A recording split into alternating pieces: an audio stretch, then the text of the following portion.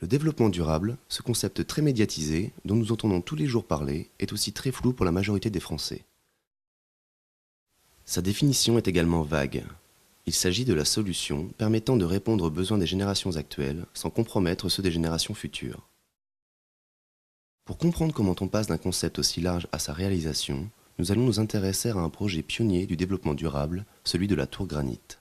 Cet édifice se construit depuis 2005 dans le quartier de la Défense, dans les Hauts-de-Seine. Il s'agira de la première tour haute qualité environnementale, c'est-à-dire respectant les principes du développement durable en France. Comment la décision de se lancer dans ce projet pionnier a-t-elle été prise? Comment est-on passé des principes à leur mise en œuvre? Cette tour est-elle réussie? Quel est l'avenir du développement durable dans la construction?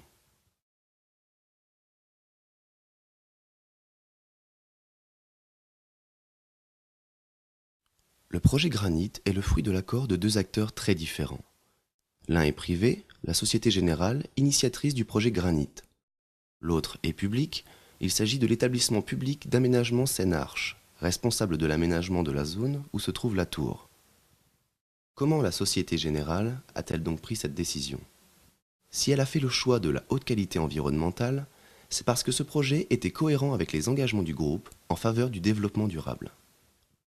La Société Générale a choisi de respecter les principes de la RSE, la responsabilité sociale des entreprises. Celles qui choisissent cette démarche intègrent les préoccupations sociales et environnementales dans toutes leurs activités. Derrière le concept de RSE se trouve aussi une stratégie en matière de communication. L'adoption d'une telle démarche peut avoir un impact important en termes d'image et de prestige. C'est ce que montre ce sondage effectué aux États-Unis. Mais l'image n'était pas le seul critère dans le cas de la Société Générale. La direction de l'immobilier a voulu démontrer qu'une tour haute qualité environnementale était une bonne idée sur un plan économique. Pour cela, elle s'est tournée vers des professionnels du marché de l'immobilier. Leurs études ont montré que l'adoption d'une démarche haute qualité environnementale ne permettrait pas de vendre ni de louer la tour 1 centime plus cher. En revanche, cela permettrait de la vendre ou de la louer beaucoup plus vite. Or, la journée de vacances de la Tour Granit revient à 66 000 € par jour. C'est donc une économie très importante. Ainsi, s'est prise la décision de se lancer dans ce projet. À ma connaissance, c'est le premier projet de tour, d'immeuble de grande hauteur, haute qualité environnementale. La haute qualité environnementale, c'est pas la Société Générale qui s'est lancée la première dedans, mais c'est assez souvent des collectivités locales ou des collectivités publiques au sens large du terme. Mais c'est le premier, et ce sera la première tour IGH qui sera certifiée haute qualité environnementale. La Société Générale va collaborer avec l'établissement public d'aménagement Seine-Arche, dit aussi EPASA. Ce dernier est propriétaire du terrain et ne le vendra qu'à certaines conditions. Cet organisme se charge de l'aménagement du territoire, reliant le parvis de la Défense au sol de la ville de Nanterre. Sa mission est de revaloriser Nanterre et plus particulièrement le quartier du Parc. Cette partie de la commune n'a longtemps été qu'un corridor servant à la desserte de Paris et de la Défense. Or, la tour se trouve précisément sur ce territoire. En étroite collaboration, l'EPASA et la Société Générale ont rédigé un cahier des charges à remettre aux promoteurs et aux architectes qui participent au concours. La contrainte la plus importante imposée par l'EPASA a été de faire construire une passerelle. La majeure partie des garanties, ça a été de pouvoir construire la passerelle qui relie la dalle de la Défense à la tour Granit. Et par ce biais, on peut descendre vers le sol de la ville de Nanterre, parce qu'en fait, c'était le projet essentiel, c'était de pouvoir raccorder la dalle de la Défense au sol de la ville de Nanterre. La Société Générale a fixé ses priorités: la qualité de l'air et la gestion de l'énergie, la prise en compte du confort et de la mobilité du personnel, à laquelle s'ajoute la passerelle demandée par l'EPASA. Ces priorités doivent permettre à la tour d'être conforme aux critères du développement durable. 4 architectes de renommée internationale vont apporter leurs réponses sur le projet. Le président a choisi de retenir le projet de Christian de Porzampar. Alors on ne saura jamais vraiment toutes les raisons parce qu'elles lui appartiennent, mais ce que l'on peut dire, c'est que le projet de Christian de Porzampar avait une dualité. Et en fait, il avait une partie que nous appelons la proue dans notre jargon et qui amorce le nouveau territoire sur la commune de Nanterre. et une partie qui répondait aux tours Société Générale déjà construites. Et je pense que c'est ce qui a notamment fait emporter la décision. Cependant, cette tour va subir de nombreuses modifications. Tout d'abord parce qu'il n'arrive jamais qu'un projet d'architecte soit réalisé à 100%. Mais aussi parce que les propositions de Christian de Portzamparc restent théoriques. Il envisage par exemple d'installer des panneaux solaires pour fournir de l'énergie. L'idée est séduisante, mais est-ce viable? Seule la phase d'étude pourra le dire. Mais il y a en tout 14 cibles qui permettent de définir le profil écologique d'une tour. Parmi elles, la Société Générale a fait des choix. La qualité sanitaire de l'air, la gestion de l'énergie ou encore le confort visuel. Mais certaines cibles peuvent entrer en conflit. Par exemple, celle du confort visuel avec celle de la gestion de l'énergie, dans le cas des grandes surfaces vitrées. La démarche HQE qu'on a voulu initier pour la construction de ce bâtiment a parfois des antagonismes. Et on s'est posé la question à propos des vitrages. Qui dit grande surface de vitrage dit apport thermique via les rayons du soleil qui passent, très important. Donc apport thermique dit plus de clim, donc plus de consommation électrique. Mais en même temps, on avait aussi besoin d'avoir de grands vitrages pour pouvoir faire pénétrer la lumière naturelle le plus loin possible à l'intérieur du bâtiment. Et ça nous permettait aussi de faire des économies d'énergie et notamment d'éviter d'allumer trop souvent ou trop longtemps l'éclairage artificiel. Donc en fait, on a travaillé sur la qualité des vitrages de façon à ce qu'ils soient suffisamment absorbants et ils laissent à l'extérieur tous les ultraviolets et en même temps performants au niveau de la transparence et de la transmission de la lumière naturelle. C'est un équilibre. Mais il a également fallu effectuer des arbitrages d'ordre pratique.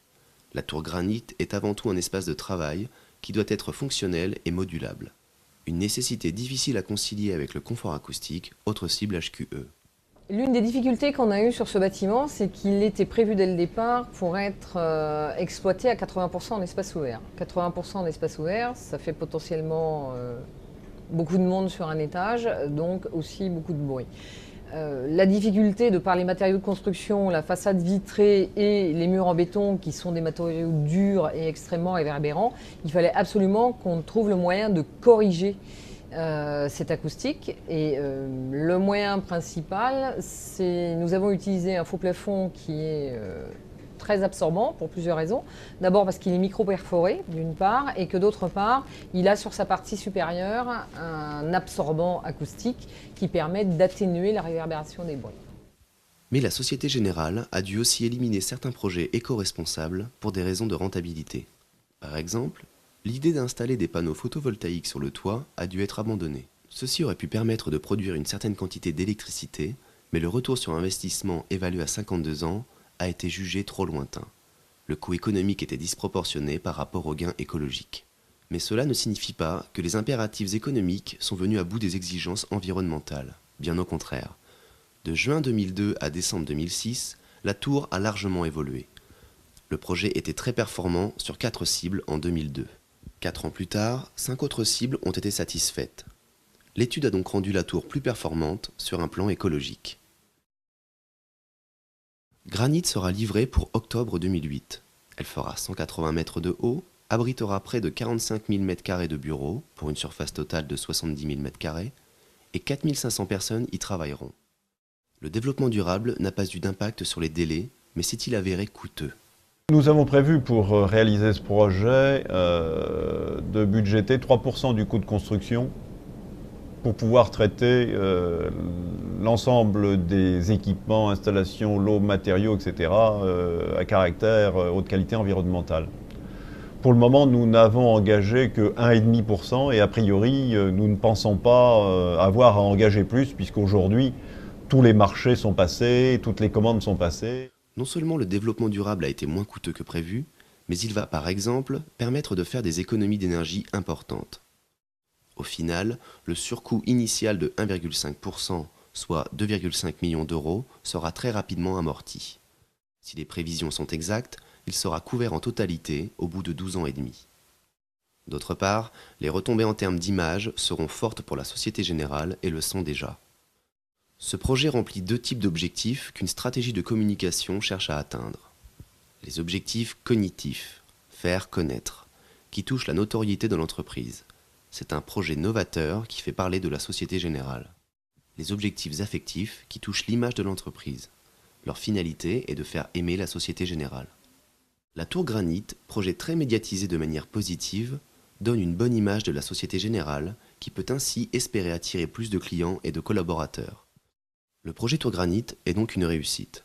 Il a introduit la logique environnementale dans le quartier de la Défense. Mais il va bientôt être dépassé. Il est difficile de rester à la pointe longtemps dans ce domaine, en constante évolution. Aujourd'hui, certains projets THQE, très haute qualité environnementale, anticipent les normes du futur. Bon, à horizon 2011-2012, quand les prochains règlements thermiques vont sortir, avec des ambitions effectivement d'avoir des immeubles qui ne consomment pas plus de 50 kWh le mètre carré l'an, la plupart des maîtres d'œuvre et des spécialistes du bâtiment pensent qu'il faudra là envisager des surcoûts significatifs parce qu'il y a vraiment de gros efforts à faire et que ce sera de l'ordre de 20% du coût de construction. Dans le cas de la Tour Granit, cela aurait tout de même représenté près de 36 millions d'euros. Le développement durable n'est donc pas une mode, mais un concept essentiel qui va donner lieu à des normes bientôt obligatoires.